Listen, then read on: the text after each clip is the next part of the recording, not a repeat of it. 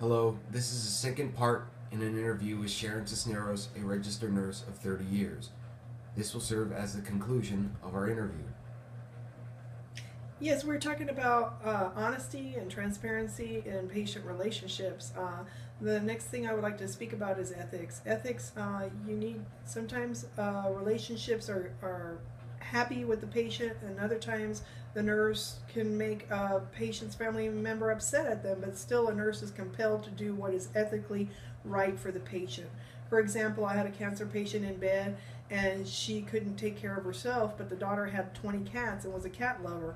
The cats would come and jump into the patient's bed and scratch the patient, and that was not good for the patient's skin integument and could lead to infections and further her demise. Also, So, in that instance, communication with the patient's absolutely, family member was important in to paramount. Yes, help. that's correct. And then not only that, but the cats defecating on the carpet and that kind of thing made infection control a thing that we needed to monitor for the patient, that the patient was in the most suitable environment. The third thing, when it took in culmination after addressing issues with the daughter, was when my nurse's aide called me that one day she was going to provide a high caloric diet for the cancer patient, to increase her appetite and her calories.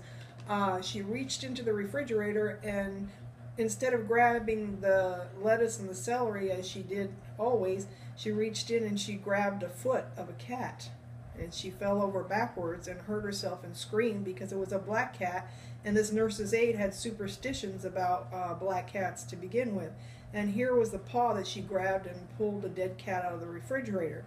Well, when I had to race to the house, it's because of my staff, but also because of the patient, of why there was a dead cat where the patient's vegetables were to make her health drinks.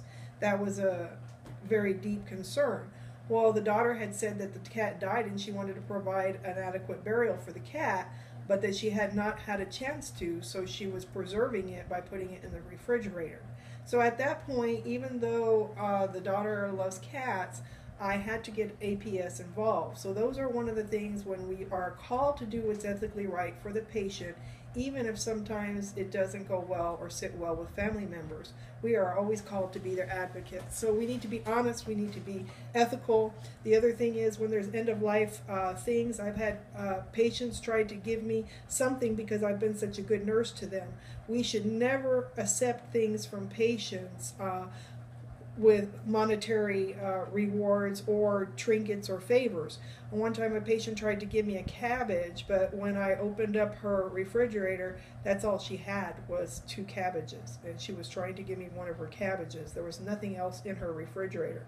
We do not take things from patients. I've seen people that patients have tried to will things to nurses, and that nurses have accepted these kind of gestures. That's a big conflict between nurse and patient relationships. So I say honesty is very important, Todd. So, as an advocate for the patients, it's important not to have any sources of conflict, essentially, or conflict of interest in order to maintain The boundaries. boundaries and patient rights, essentially.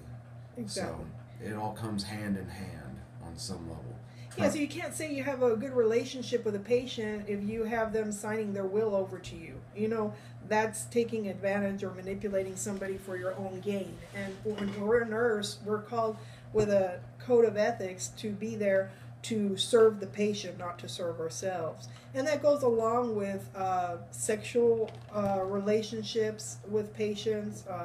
We work in a environment with detainees and those kind of things, in prison kind of situations. We've seen situations where people cross their ethical boundaries even in relationships. So you have to be treat people as a biosocial, spiritual human being, but we need to know our boundaries at all costs. So yes, we need to be open with our co-workers. We need to be transparent. We need not to have power plays. We need to work collaboratory toward the patient's goals.